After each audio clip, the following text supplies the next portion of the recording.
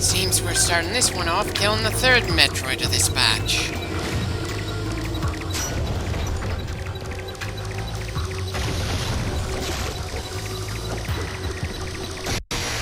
That certainly seems like a dramatic entrance. Still, so long as we stay out of the water, we should be able to handle him.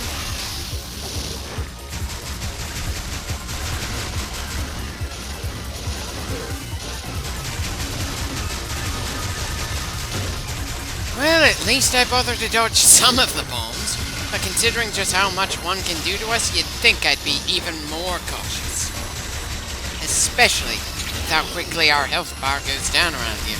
Hell, I dare say that one energy tank from the previous two games would have had as much protective ability as 2.5 in this one.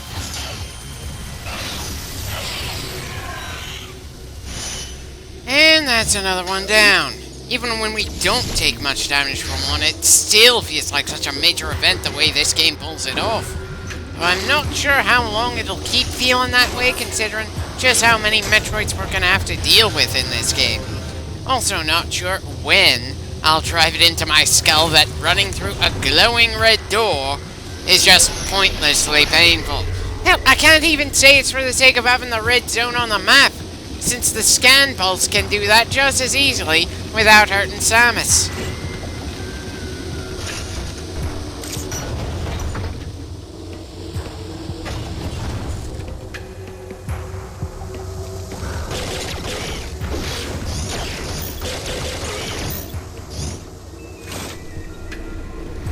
Right, didn't take us long to start getting close to another Metroid.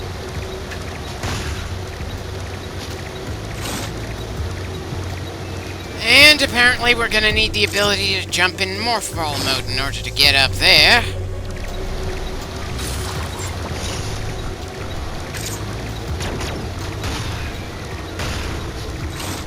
Not even sure why I felt the need to check all these blocks there. Ah well, time for another save, and then we try to explore some other part of this area. Kinda feels like we're due for a major upgrade or two.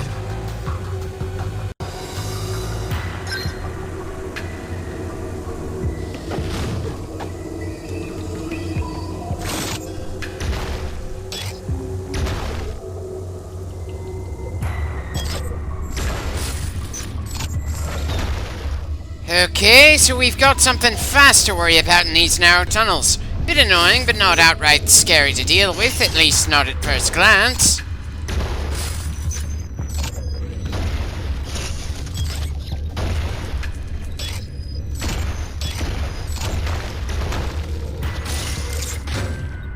Okay, so they're suicidal little bastards that'll change their path depending on how we change the terrain, and holy shit!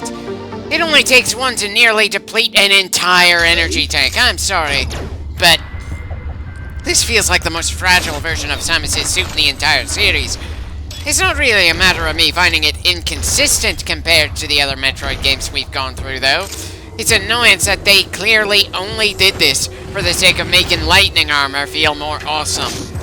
And, ironically, that makes me want to use the lightning armor as little as I can possibly get away with, even if it is damn useful. Seriously, making us this much more fragile against regular enemies just to justify an upgrade that only exists in one game doesn't really do it for me. Not when most of those enemies are literally the ones we started seeing the instant we left our ship at the start of the game.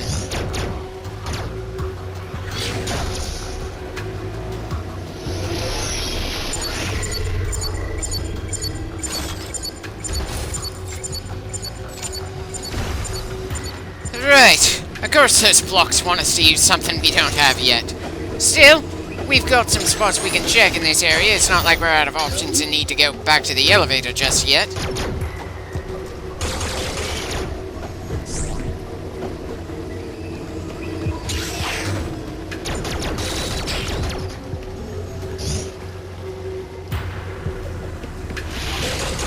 Yeah. I'm pretty sure those balls are meant to restore our Aeon energy, but since I'm not keeping the lightning armor on constantly, we're not exactly draining it at a rate that would really need that kind of refill. Especially since every enemy we kill gives us Aeon, And we've certainly been killing most, if not all, the enemies we come across in a given room. Sure, we've had some stumbling blocks, but nothing too bad so far.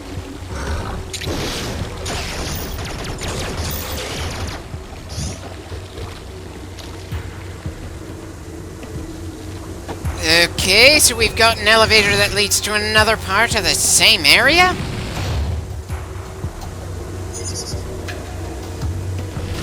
And I still assume those shortcuts all link together instead of just being one point always connected to a singular other point.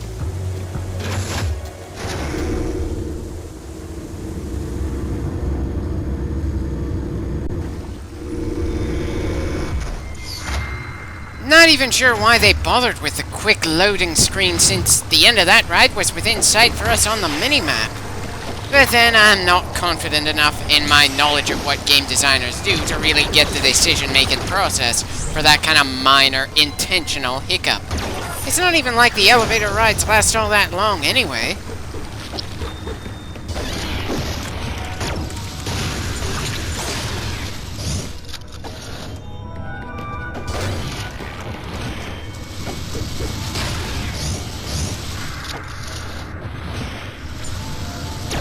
Flamethrower statue heads on the wall, and I somehow get the feeling we're not allowed to just destroy those flamethrowers.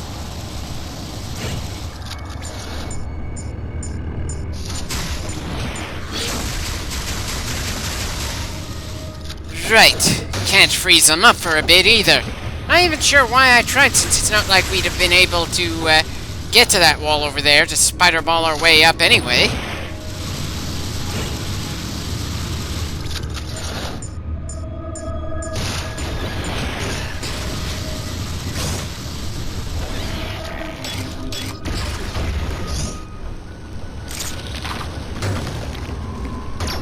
So we've got an unopenable door in front of us and an unknown major upgrade above us.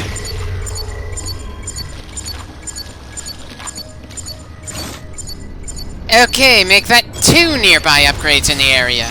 And I'm not inclined to turn on the lightning armor and tank our way through those plants. But I'm willing to just take random bits of damage from the various monsters we keep finding around here. Kind of funny how that works, really.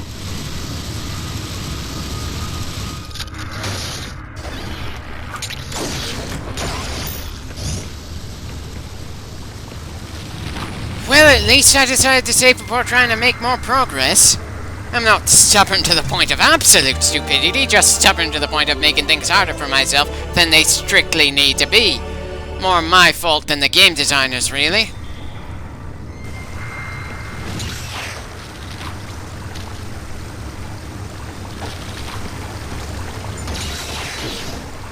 Honestly, didn't think I'd be able to block it just the right time for that one.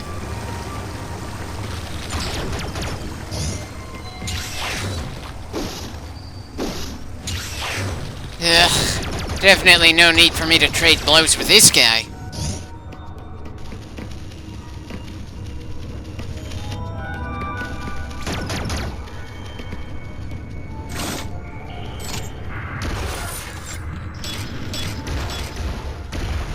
Okay, let's see if this path leads us to the new upgrades. Okay, just why did I stand there just waiting to get sprayed with flame?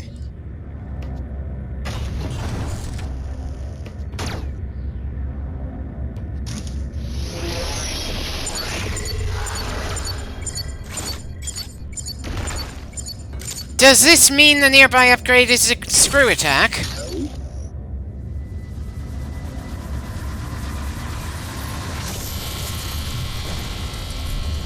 Nope. It's the Viera Suit, which means we're heat resistant. Still opens up quite a few areas for us around here, and it's no longer gonna be a stupid idea to just run through a heated door.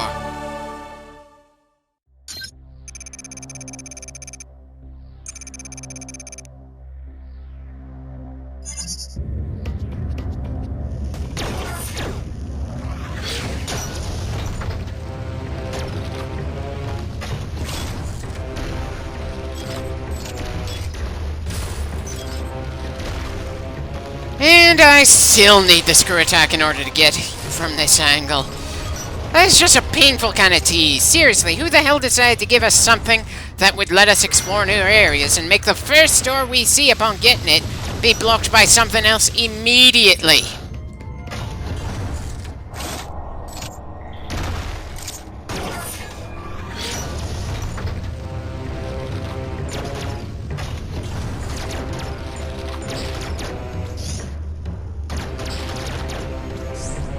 Yeah. Gonna use this point to heal the old-fashioned way for a bit, since we're this damaged and the enemies can take quite a lot of pain in a single hit. At least until I get the itch to keep moving forward and see if we can get closer to the next Metroid.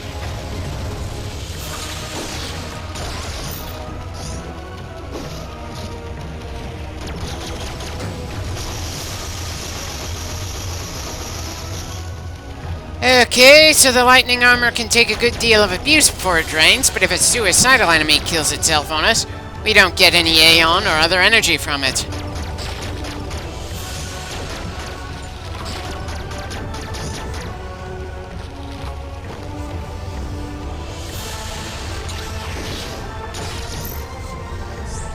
And we get more Aeon energy from countering than we do from straight kills.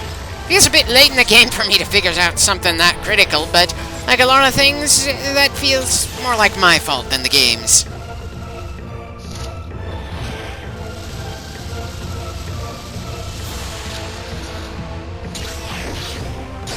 Again, didn't think that counter would actually connect.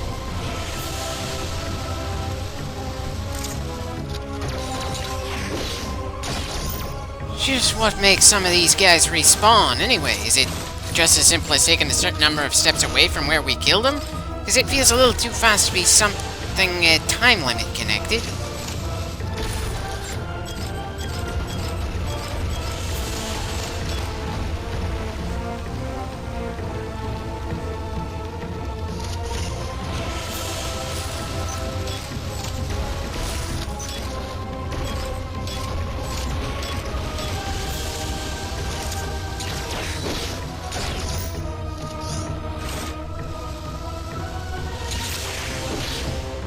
Oh, that counter most definitely shouldn't have been allowed to connect.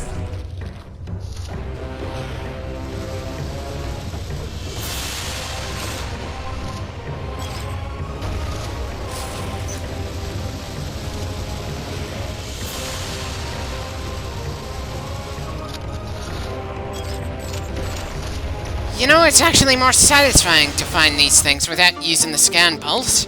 Even if it is a lot more time-consuming to do it that way.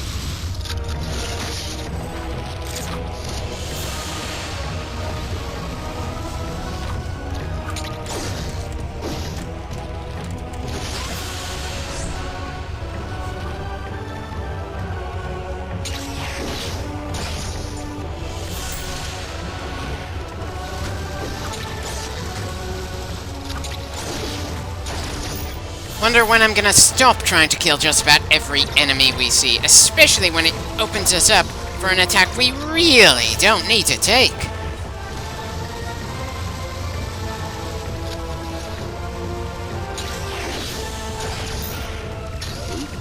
Right, seems the Metroid is in the room that we have no means of entering just yet.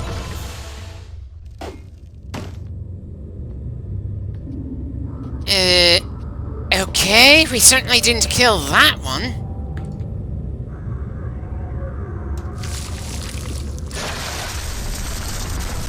Apparently, not only was I wrong about what room the next Metroid would be in, we're facing the next form now. Place your bets, will I survive our first encounter with the newest type of Metroid? Because this opening against it is not making me feel all that confident.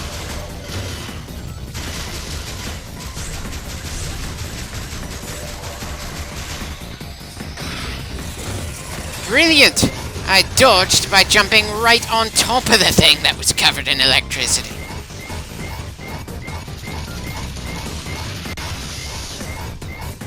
Well, at the very least, we've seen a good number of attacks from this thing.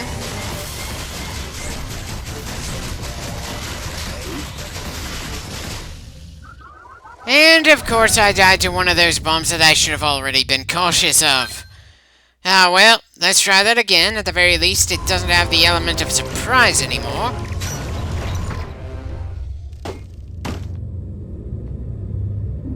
Maybe not the best idea to skip to when the fight starts instead of letting the cutscene play. Especially since the cutscene is so short and the gameplay starts with it shooting us with electricity.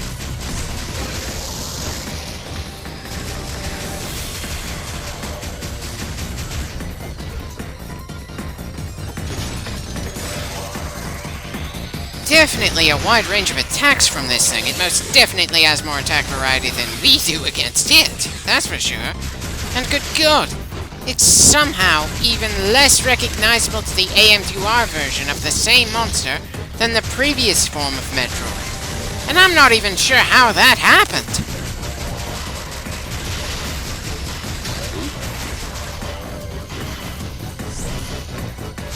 Okay, wasn't expecting that I'd be able to heal that much over the course of the fight when this thing is certainly keeping the pressure on us.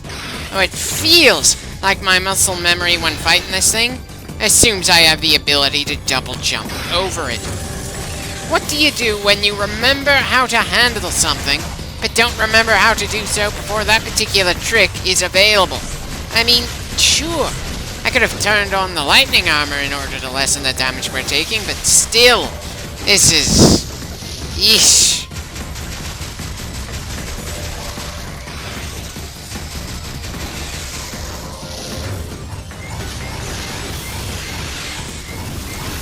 Oh dear God, that was literally about as close as you could possibly cut it. Sure, turning on the lightning armor would have made it so we wouldn't have been literally a paper cut away from death.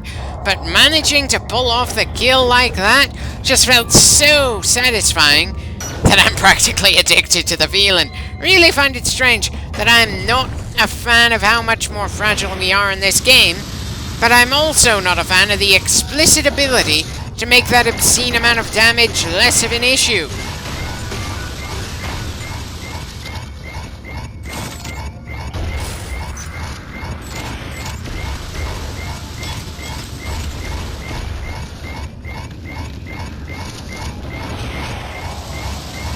Okay, so we're supposed to go upwards from here, but I've got no idea how.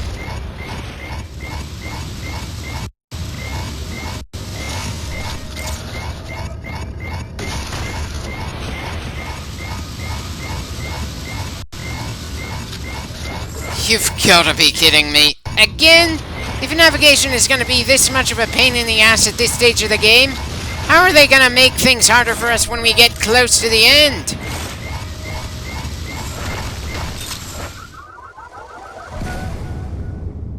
Well, that was certainly a stupid way to die after we managed to get through that Metroid in the previous hallway.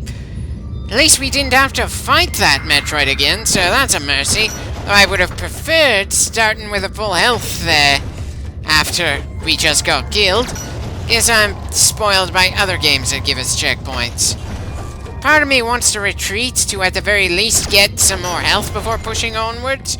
The other's just too curious about what we're gonna see further down this path.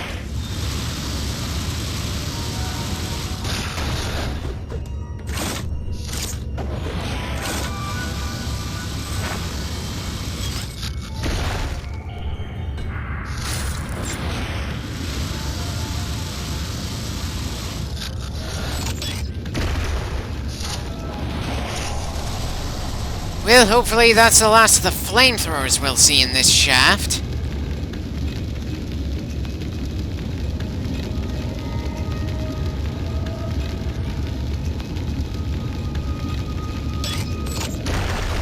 Right, of course we can't go through either of those walls. Why would I even think otherwise?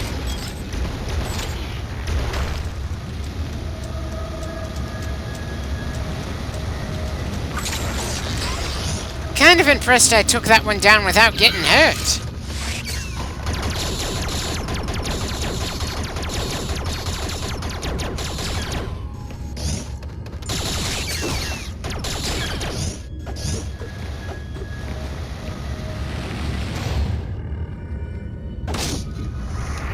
Would have definitely preferred health over ammo here, mostly because I prefer using the gun that has no ammo limits whenever possible.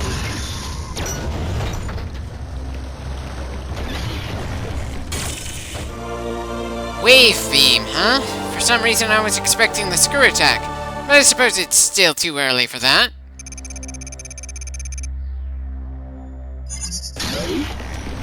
Okay, so the wave doesn't really look like a wave when we shoot it, and it completely replaces the power beam. Still, it opened the door that will let us backtrack to a save point, and I'd say we've done more than enough to justify another save.